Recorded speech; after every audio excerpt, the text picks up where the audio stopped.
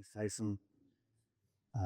I can think of many early memories of Mark, and it's fun if you know Mark. It's hard not to smile. I think of Grand County. There's a lot of different faces of Grand County, different types of people who flow through, and I think Mark, in a really sweet way, represents a good number of people in Grand County who were not close to their family. They came here away from family, and yet poured himself fully in to the community here. I think when I think of Mark, I think of him outside the roastery. And as I had young kids, and we'd see Mark here, I had to have this conversation about like, is smoking a cigar okay? Because I don't think I've ever seen Mark without a cigar sticking out of his pocket. And it was just one of those sweet things to even, as was mentioned, Mark's just heart for the lost, heart for this community. And yet he was Mark, and he just brought himself forward. And I remember just in our family, such great conversations as they would get to know Mark and often talk about dogs. My daughters were really into dogs, and Mark was really into dogs. And every time it was kind of their go-to conversation in the back of the church was about dogs and how to train a dog. And, it was really fun. It was interesting as we were talking about wanting to recognize just the gift that Mark had given, and really the dedication of his life, many ways to the community up here, which I believe was a working out of the Spirit of God in his life. It made sense to share about it this week. And over the last 2 weeks before this, and then this week and next week, we're going through a theme called the Lamb for, lamb for a man, lamb for a family. Today is going to be lamb for a nation. And as I think about Mark, and we were talking as a board about what do we do with this gift that he's given. We could do a lot of things with that. We could, Adam could have said, hey, my family and I really wanted to go to Waterworld this summer, and we're thinking we're kind of just spend it and go a bunch of times to Waterworld. He could do that. I mean, it's, and Adam is even like, oh, I didn't know Mark super well, can kind of later, but, I'm the pastor of the church now. I love Waterworld. He could have done that, but that wouldn't have been honoring to the heart of Mark. And so part of what we wanted to do is we're thinking about it, and Tyson shared this, is like, well, where was Mark's heart? What did he care about? Because in this gift, we want to honor, in a sense, the giver. Rather than being flippant with a gift and kind of doing whatever with it, we wanted to honor, the heart of the giver. And so we thought about, okay, well, what has he given to, and what did he do here in the church? He really cared about the building and working through some of that. I think of Danny and David, and if some of you guys who know them know how much they put in time-wise into taking care of kind of Mark's estate and what was left. He didn't have family. And that gift from them was really honoring, I think, the heart of Mark and his compassion and his care and his pouring in. And they poured back in that even after he passed. I bring it up because today, as most weeks, we're going to celebrate communion at the end. And communion is one of those things, an incredible gift from the Lord. But if we're not careful, I'm getting some feedback. I don't know if that's me or what. Communion is one of those things that we've actually can end up taking a gift and not treat it with the heart that was given it. We can take this gift of communion, and sometimes, I remember growing up as a kid, we celebrated communion as a church body like once a month, maybe every other month. And so it was a little bit of a special thing to celebrate communion. Here at Valley Life, we celebrate it every week, which I love because it's a weekly reminder. But with that, communion can then become something that we maybe don't put the heart into it that it was meant to be. I want to read real quickly, and this is where we'll kick off in 1 Corinthians chapter 11. And we've got this passage up here. This is Paul talking to a church about their celebration of communion. And listen to what he says. He says, but in giving this instruction, I do not praise you. He's like, I'm not happy about what's going on because you come together not for the better, but for the worse. Come together for communion, not for the better, but for the worse. For in the first place, when you come together as a church, I hear that divisions exist among you. Good thing that never happens in our churches anymore, right? I hear that divisions exist among you, and in part I believe it, for there must be factions among you, so that those who are approved may become evident among you. People want to be seen. Verse 20, therefore, when you meet together, it is not to eat the Lord's Supper. And when they celebrated communion, it was a little bit more of a meal that was probably involved. He says you don't come together to actually celebrate the Lord's Supper, even though that's what you're saying you're doing. For in your eating, each one takes his own supper first. And one is hungry and another's drunk. He's like, there's people in your church who actually don't have money for food, and they're coming to communion. And then there's people who have a lot. The people who have a lot, they're getting drunk off the communion. And the people who don't have much don't even get any. They're hungry still. He says, for your eating, each one takes his own supper first. One is hungry and the other's drunk. Verse 22, what? Do you not have houses in which to eat and drink? Or do you despise the church of God and shame those who have nothing? What shall I say to you? Shall I praise you? In this I will not praise you.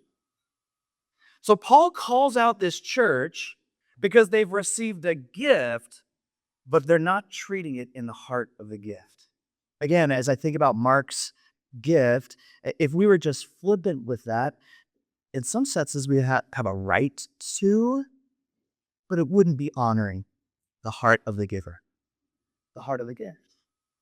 Paul goes on. Let me read what he says from here. A famous passage we quote often when we're celebrating communion. It's good to know the context. It's in a dysfunctional church. Verse 23, he says, for I received from the Lord that which I also delivered to you, that the Lord Jesus, in the night in which he was betrayed, took bread. And when he had given thanks, he broke it and said, this is my body, which is for you. Do this in remembrance of me. In the same way, he took the cup after supper, saying, this cup is the new covenant in my blood. Do this as often as you drink it in remembrance of me. For as often as you eat this bread and drink this cup, you proclaim the Lord's death until he comes. Therefore, whoever eats the bread or drinks the cup of the Lord in an unworthy manner shall be guilty of the body and the blood of the Lord. But a man must examine himself, and in so doing, he is to eat of the bread and drink the cup. For he who eats and drinks judgment to himself if he does not judge the body rightly. Ultimately, Paul's saying to this church, communion's not something we do flippantly. It is justice. It is a symbol. It does represent something, but the heart of it is so significant that when you take communion, if you can do that on one side and be kind of rejecting your community on the other, you're not honoring the heart of communion. In fact, you're bringing judgment on yourself. It's like, wow. We're going to be celebrating communion later. And so I thought it's probably good to understand the heart of communion. What's behind it? Why do we celebrate communion? And what does it mean to examine our hearts? You know, are we supposed to make sure we've confessed every single sin to God? And if we haven't, we're bringing more judgment on ourselves? Or does examining your heart before communion mean something different? Maybe it has to do with understanding the heart in which it was given. What does that mean? That's what we want to dig into today. As I said, we're studying this theme, a lamb for, and today we're going to study a lamb for a nation. And so to really understand where this idea of communion comes and how to understand the heart behind it, we need to go way back into the Old Testament and have a little journey of where did the heart of communion come from. We're going to begin in Genesis chapter 12. Genesis chapter 12, I think we have it up here. It says, now the Lord said to Abram, this is the guy who ends up being called Abraham, the father of the Jews, the father of the Israelites. And so we're going to kind of be introduced to the nation that we have the lamb for. It says, "Now the Lord said to Abraham, go forth from your country and from your relatives and from your father's house to a land which I will show you, and I will make you a great nation." Okay, he's given some promises. He's like, go forth from this land, from your country. I am going to make you a great nation. I will bless you and make your name great. And so you shall be a blessing. I will bless you so that you can be a blessing, and I will bless those who bless you, and the one who curses you, I will curse. And in you, all the families of the earth will be blessed. These incredible promises. I'm going to give you a land. I'm going to give you a nation. I'm going to make your name great. You're going to be a blessing. And he ends with this great promise that extends actually even beyond his own nation. He says, all the families of the whole earth are going to be blessed through you. It's like, whoa. Pretty big promise here. And that's where we're introduced to this character, Abraham. And we journey with him for quite a while through Scripture. We walk along with Abraham as his wife Sarai, who becomes Sarah, leave this place head to Israel through a number of different areas. They interact with people there, and they're getting old, and yet they don't have children. And many of you know the story. They're getting old, they have no kids. They're like, what's going on? What about this promise we heard? We're going to be a great nation. Kind of hard to be a great nation without the kids. We're going to have a great name. We're just, Sarai and Abram. We don't have a great name. What's going to happen? And we get to Genesis 15, and God gives a promise to Abraham. He brings him outside. Abraham's confused, or Abram is confused about this promise and this great nation. And he's like, well, how is this going to happen? Because I don't have kids. And I'm getting pretty old. My wife's even older than I am. And, he's got all these things. She's actually not older, and she looked older because he said she's pretty much dead. God says, go outside, look at the stars. And he says, can you count them? And the answer is like, no. No light pollution, so they could see perfectly. Can you count the stars?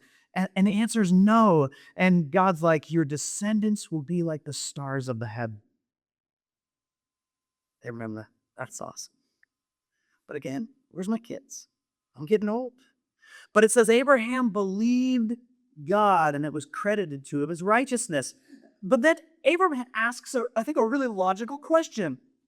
It says, he said to the Lord, verse 8, "O Lord, how may I know that I will possess it? How do I know I'm going to have," he tells them about a land. God says, I'm going to give you a great land as well. He's like, how do I know I'm going to possess it? And how do I know I'm going to have all these kids? Seems like part of that. Verse 9, it says, "So God said to him, bring me a 3-year-old heifer." Okay, that's like a cow, a female cow, and a 3-year-old female goat, and a 3-year-old ram, and a turtle dove, and a young pigeon. Now, this is going to be really weird. But it's really important, actually, to understand what's going on here in order to understand communion. So Abraham's given this promise of having all these children, and God also says, I'm going to give you a land. Abraham's like, how do I know I'm going to get the land? God's like, I'll show you. Bring me a 3-year-old heifer.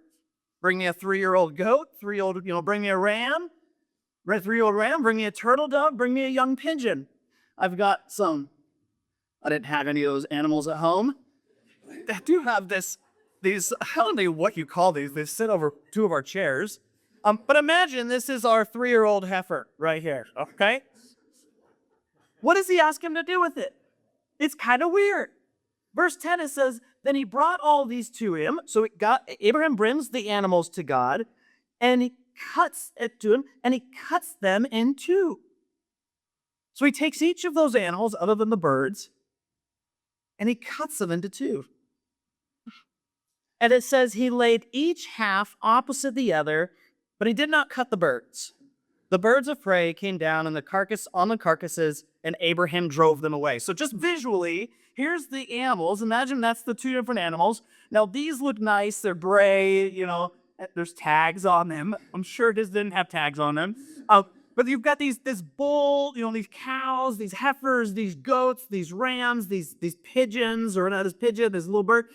And there's blood everywhere. I mean, you got to imagine the image, right? There's like blood everywhere. He's been cutting them in half. I don't know if you've ever cut an animal in half. But they're cutting him in half, and he puts like one half on one side, blood everywhere, bloody animal, and there's like a row of bloody animals, and then there's blood all over the ground. He takes the other animal, puts it on the other side, cut in half, blood everywhere, blood going all over the place.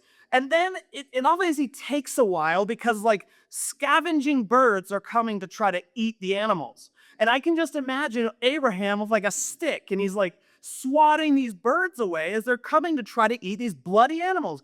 And there's blood everywhere, and it's just disgusting. And you read it, and you're like, what in the world is going on here? It seems weird to us, but it would have been very normal to Abraham. You see, at that time, you had something called, you have these treaties, and I don't know if I'm going to pronounce it perfectly, but it's a suzerain and a vassal treaty is what they called it.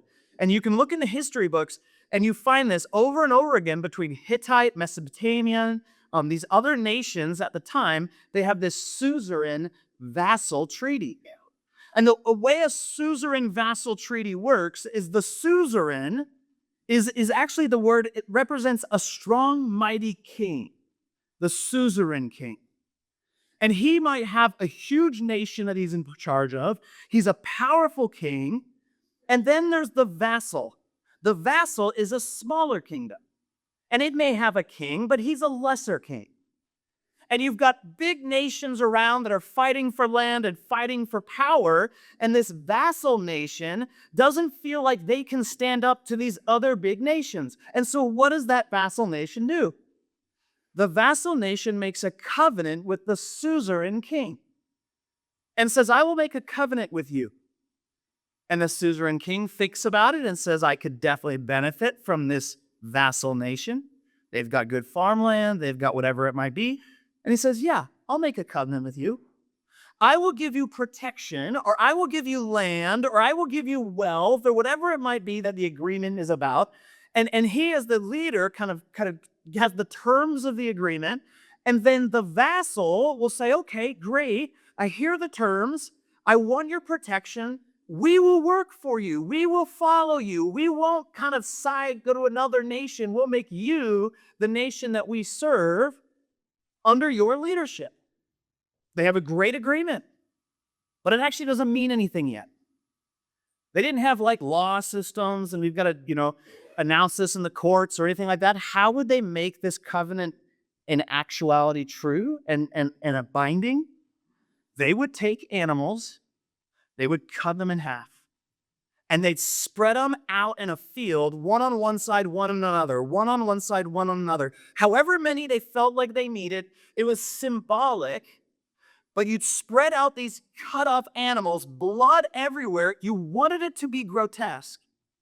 Because what the vassal and the suzerain would do then is they would together walk down the middle of those cut animals.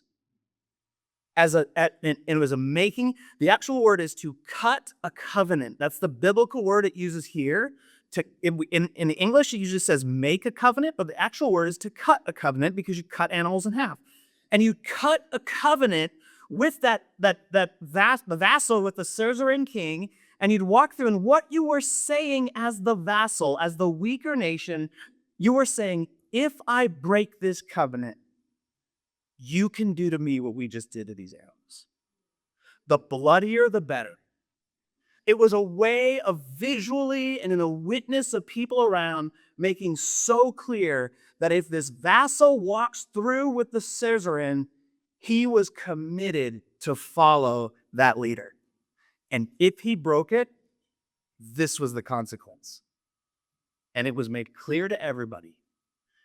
And he'd walk through together. And so when God, this king, right, the king of the universe, says to Abraham, I want to make a covenant. Abraham's like, how do I know you're going to give me this land? How do I know? All these. He's like, hey, cut some animals in half. And I can imagine Abraham being like, I know what's going on here. I'm going to make a treaty, a covenant with the king of the universe. Wow. And so they cut these animals in half and they put them in pieces and there's blood everywhere. And Abraham, I can imagine as he's like waiting, okay, is God going to come? Like how are we going to walk through together? And he's batting these birds of prey away. And look what it says. Verse 12, it says, "And now when the sun was going down, a deep sleep fell on Abram." It's like he's getting ready to do this like covenant, this cut of covenant through the bloody bodies with God, and he falls asleep. Oops.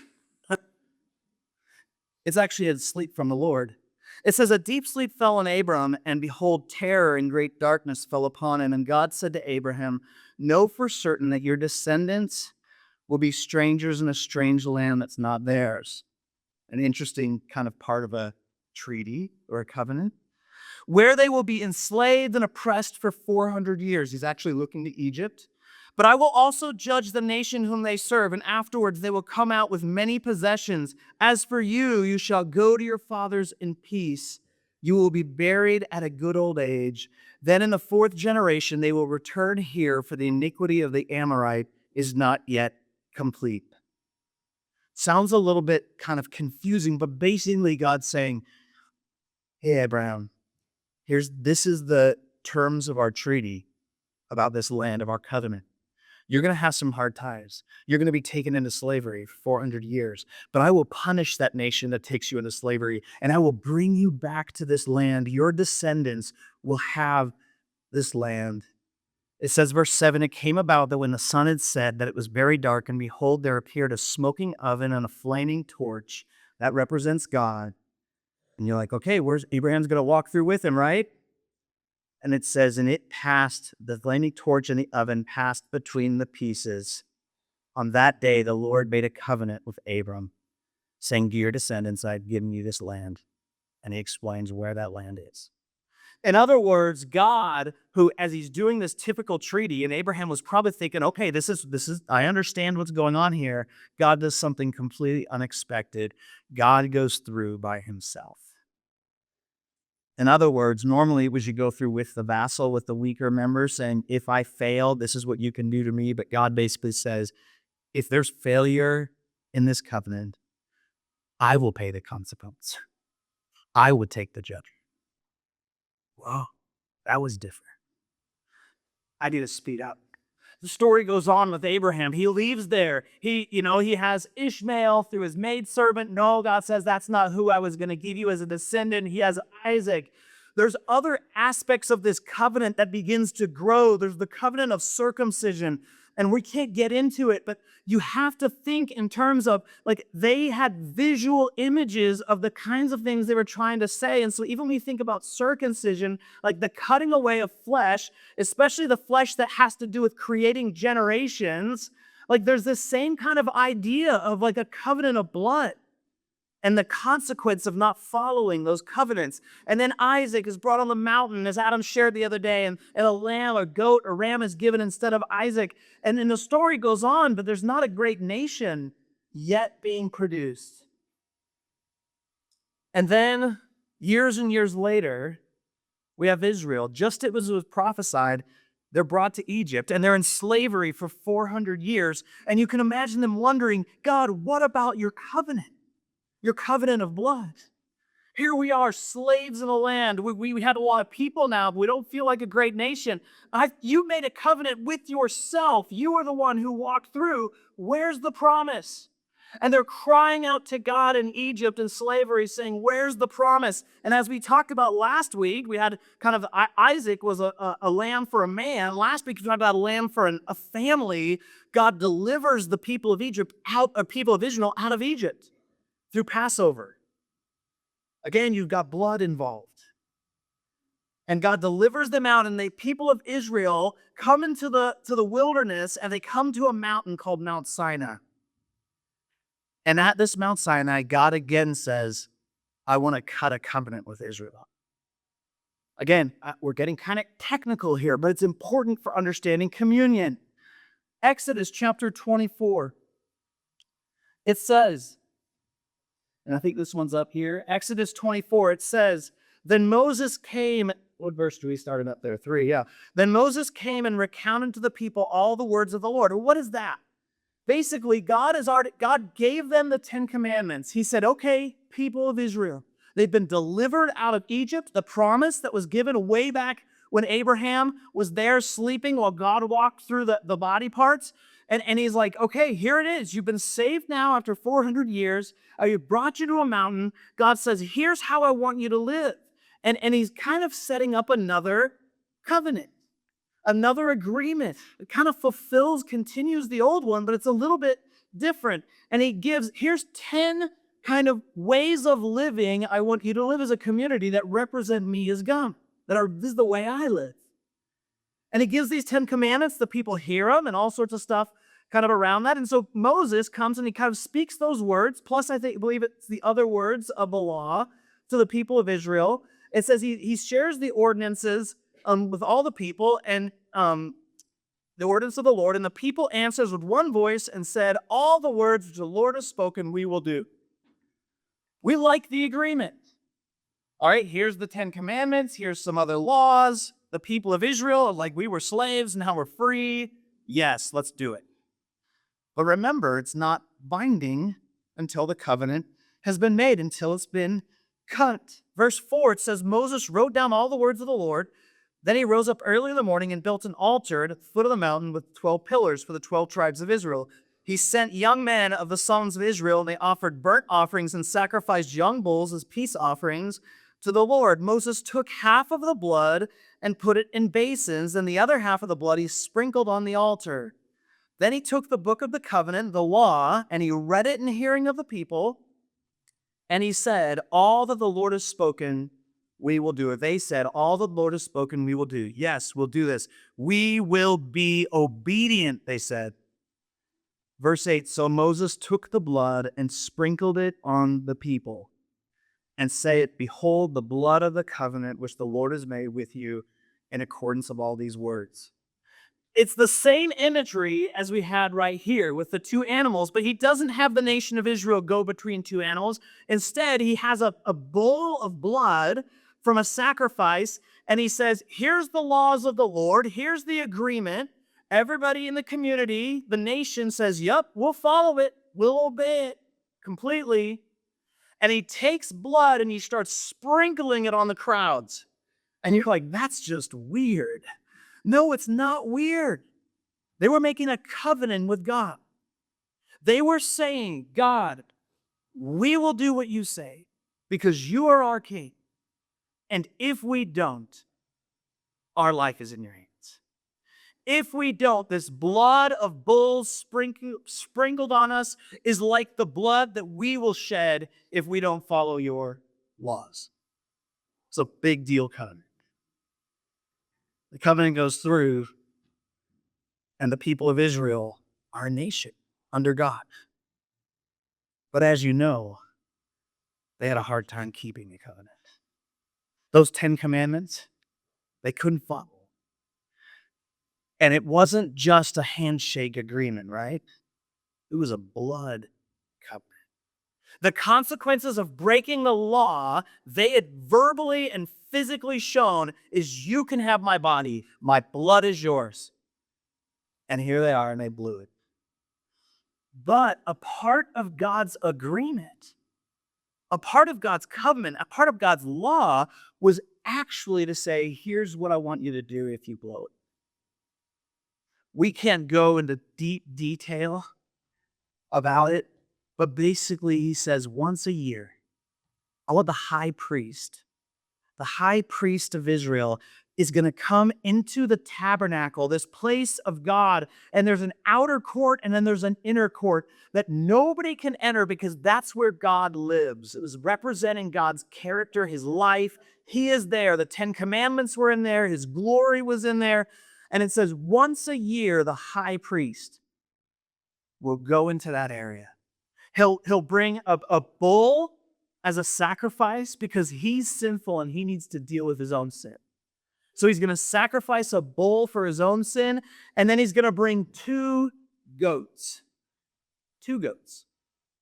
And these 2 goats they're going to throw dice or cast lots for the 2 goats. These 2 goats really in some ways represent one, but 2 parts. And you're going to cast lots, and one of those 2 goats is going to be chosen to be the sacrificial goat.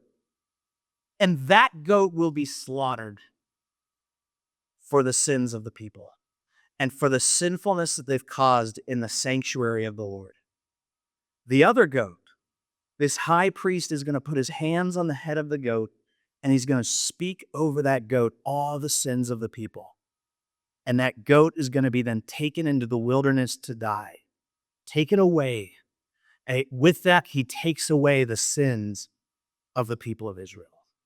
And so there's this picture. Here's the people of Israel. They say, we'll make a covenant with you, God. And if we break this covenant, you can kill us. That was the blood sprinkled on everybody. And then God says, but when you break it, rather than your blood, I'll let you take these two goats. One as a sacrificial goat, it will die like you deserve to die. And one as a scapegoat is the name of the word. And it will take the sins away from the community. But you have to do it every year. Year after year. It'll cover you for a year, and then the next year the priests have to do it again because you're going to keep sinning, and again, and again, and again. Year after year, you have to keep doing that because you have made a covenant with me, and it's a covenant of blood. That's where the Old Testament brings us as we see the law, and the people of Israel lived under that. It was the grace of God, but also the weight of the promise that they made to God. This blood kind of commitment that if we break God's law, we deserve to die. But then the prophets come along. And these prophets begin talking about a new covenant. And it's like, what are you talking about, a new covenant?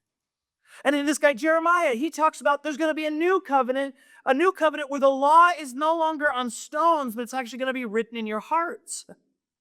And you're going to know God's law, and it's going to come from the inside out. Isaiah talks about a law that's governed by the Spirit instead of by the flesh. Ezekiel talks about a new covenant that gives you a new heart and a new spirit. And it's like Hosea talks about this covenant as a covenant of love. And so you can imagine the Israelites as they're going through life and they're living under this, like every year we need to go because we keep sinning and we made a blood covenant with God. And if we break it, our life is in his hands. And so we can give a sacrifice every year for that. But they begin hearing about this new covenant. You can imagine them thinking, I'd love to be a part of that new covenant. Because every year we have to keep doing this sacrifice. How do you get into that new covenant? And it's like there's hints of something that's coming. But we're still stuck in the old covenant. How in the world, if we're stuck in the old covenant, how can we even get to the new covenant, even if it was brought out? It's like we have a neighbor who's trying to sell their house. And they actually had a few buyers, but those buyers had contingencies. We'll buy your house as long as we can sell ours. Once we've sold our old house, then we'll be able to take out a loan to buy the new house. But if we can't sell the old house, if we haven't gotten rid of the old house, we can't enter into a contract for the new house. And you can imagine the Israelites thinking that way. We're still stuck in the old covenant, this old promise that our descendants made that was a blood promise. And there's this kind of like hinting towards a new covenant, a new promise. But how do we get out of the old one and into the new one? What is this new one even going to be about? We're stuck here. God's grace, absolutely, because we get forgiveness every year, but it has to keep coming year after year. Just in case you're sitting there thinking, okay, Dan, that's great. But I'm not Jewish. It wasn't my family, my descendants who were there at Mount Sinai getting sprinkled with blood. What does this have to do with me? It wasn't I'm not from Abraham's family. Those covenants weren't made with me. What does this have to do if I'm not Jewish? And there may be some people who are Jewish here, and you have a unique connection to this story, but what about the rest of us? I'm not Jewish. I don't have Jewish ancestry. Does it even matter then? Well, it's interesting because Romans lays it out really clearly.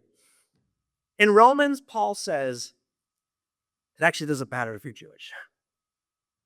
We're all in trouble.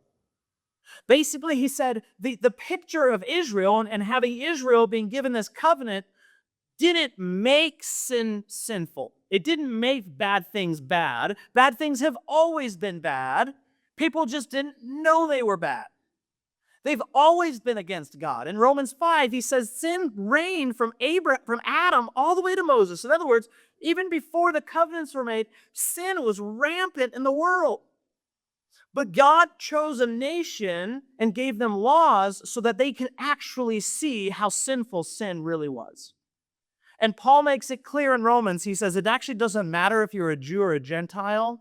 We're all under the same judgment. The Jews got to experience it visually with the law. The Gentile world is just as guilty and just as in need of the sacrifice and of the blessing of the new covenant. Let's move to John chapter 1. Well-known passage. John chapter 1, it says, the next day he, John the Baptist, saw Jesus coming to him. And what does he say? Behold, the Lamb of God who takes away the sin of the world. In this one statement, he links really what Adam talked about last week with Passover and the Day of Atonement, this scapegoat, these goats that are given as a sacrifice. He's the Lamb of God. That's really linking with the Passover sacrifice. But it says, who takes away the sin of the world. That language represents this scapegoat who the sin of Israel is put on his head, and he runs out into the wilderness. And John the Baptist looks at Jesus and said, hey, this is the one. This is the one. This is the one who the Israelites have been looking forward to for years and years and years. The one who we celebrate in a special way this coming week as we celebrate his death and resurrection. I want to look, and we'll conclude basically with this. I'll have a little bit more. But Hebrews, the book of Hebrews, looks back at the crucifixion and the resurrection. Looks back at what we're celebrating during the time of Easter, this next week, and interprets it through the journey of Israel. It lets us see, here's what Jesus was doing. Look what it says in Hebrews chapter 9. It kind of starts talking about the old covenant. Oh, look, I remember that word. I remember that, old covenant. That's what we did. That's where this blood was sprinkled on everybody. That's what we're stuck in. But he also begins talking about the new covenant. And he says this, Hebrews chapter 9, starting in verse 7. It says, but into the second, is that the right one? Nope. Hebrews 9. Do I have the right passage here? But when Christ appeared, is on? Yes. Oh, it looked like a 7. It's 11. Hebrews 9:11. But when Christ appeared as a high priest of the good things to come, he entered through the greater, more perfect tabernacle. Basically, the writer of Hebrews is going to say, remember that priest who would go in every year, once a year, to offer that sacrifice, those 2 goats? He's like, Jesus is that priest. Jesus actually goes in, but not into the old tabernacle or the temple, but actually into a greater tabernacle, the perfect tabernacle, the one in heaven. Not made with hands, that is to say, not of this creation, and not through the blood of goats and calves, but through his own blood. He says he's the priest. He goes into the temple, into the tabernacle, but he actually doesn't bring a sacrifice. He doesn't bring any goats with him because he is the sacrifice. He is the fulfillment of the promise that was made. That judgment, hey, if we walk through these animal carcasses, if we have blood sprinkled on us, if we break the covenant, then our lives deserve to pay the consequences. It says Jesus, the high priest, comes in to pay the consequence, to be the judgment on our behalf. He entered the holy place once for all. Verse 12, let me start there. And not through the blood of goats and calves, but through his own blood. He entered the holy place once for all, having obtained eternal redemption. For if the blood of goats and bulls and the ashes of heifers, sprinkling those who had been defiled, sanctify for the cleansing of the flesh, how much more will the blood of Christ, who through the eternal Spirit offered himself without blemish to God, cleanse your conscience from dead works to serve the living God? In other words, Jesus came as the perfect sacrifice. Not just year by year by year, and he goes into detail on that, but actually once for all.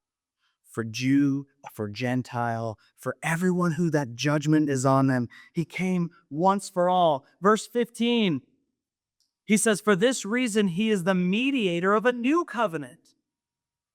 In other words, the old covenant required death because we promised if we break it, we need to die. But how do you enter a new covenant if the old covenant's still there?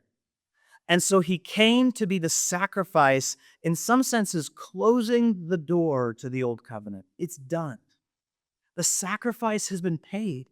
You don't have to keep going back and forth because that old covenant, in a sense, with the housing idea, the house has been sold. It's been paid for. Now you can turn your eyes to a new covenant. He says, for this reason, he's the mediator of a new covenant, so that since death has taken place for the redemption of the transgressions of the sins that were committed under the first covenant, he's like, hey, the first covenant, it's been paid for now. Now you're free to enter a new covenant, that those who have been called may receive the promise of the eternal inheritance. He goes on to express the same things the prophet did, is in this new covenant is not a covenant where you're held bound to your own blood. You're actually bound to the blood of Christ. It's like it was prepaid. It was a covenant of blood. And remember, Jesus said that when he's talking about communion, right? He says, this is the new covenant in my blood. He's like, there's a new blood covenant for all people. What does he do with the bread? He breaks it. He says, this is my body broken. Just like a covenant. Just like the Old Testament, two body parts broken on both sides. But he says, I am the sacrifice. I am the body broken. I am the blood poured out. Enter into this new covenant with me. Similar to Abraham, where God made a covenant with him, but then who went through? God went through. Abraham was asleep. In a similar way, Jesus says, I'm the new covenant in my body and my blood. By faith, you get to enter into a covenant that's already been paid. And it's a covenant, as the prophet said, where the Spirit actually works in you. The goodness that God wants to work through you is actually written on your hearts, that as you grow in God, he begins to make you like he wants you to be. Not a covenant of judgment, but a covenant of grace and of hope and of life. And so when we come to communion, what does it mean when it says, whoever eats it unworthily, and that we should examine ourselves? I think that the heart of that is to say, you come to communion with this recognition. In some senses, when we celebrate communion, it's our way as a church of standing in front of God and saying, there's blood sprinkled on me. But it's the blood of Christ. The price has actually already been paid.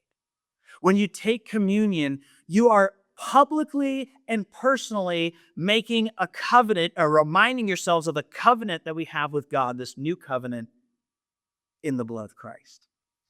You're saying, he closed the old covenant. He paid the price of the old covenant, but not just that, he brought in a new covenant, a covenant of love and relationship with the God of the universe. And I'm taking communion, I'm taking it into my body, I'm eating the bread, I'm drinking the cup as a visual way to express the love and compassion of God. It's why Paul got so upset at the Corinthians, because they weren't even caring about each other. They were getting drunk off the wine, and they were, people were starving and not able to eat. And he's like, you guys need to stop and think about what is this lamb for the nation that actually is a lamb for everyone, which is where Adam's going to go next week. We're going to take communion together, which we do every week. And Jess and Janelle are going to come up, and we're going to do it a little differently than we often do. And if you're not normally here, here's what I'll explain what we do, but the communion elements are up front here. I don't know if there's any in the back. I think are they all up front? They're all up front. There's some in the back. But as you take communion, what I want you to do this time is just hold it at your seat. So you come up, you'll get it like we often do.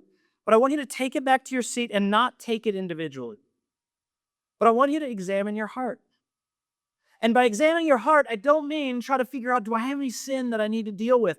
That's what communion's all about, is dealing with sin. Examine your heart in the sense of saying, do I understand what God did? Like what we're celebrating this next week. That he came to close the old way and to introduce us to a new covenant of love. Janelle and Jess are going to play. After you guys, I see that most people have come forward, then we're actually going to take communion together. Similar to the Israelites, who all together said, yes, we will do it. We're going to take it together saying, yes, we agree together that Jesus is the bringer in of the new covenant. He dealt with the old, he dealt with our sin, but corporately we're going to say he also brings us new life and a new relationship with God. If you're not a Christian, if you're not a believer in Christ, that's fine. You get to watch, pray. You can participate if you want, but really it's for believers. It's a really, in some senses, pretty serious, very serious recognition of what Christ did. And so feel free. You don't have to be a part of this church body, but we would appreciate it if you're a part of the greater church, that you recognize Jesus died to close the old covenant, paid the consequences, but also to usher in a new covenant of his Spirit and of love for the resurrection. After we've done that, we'll take communion together and we'll sing one last song to remember what Jesus has done.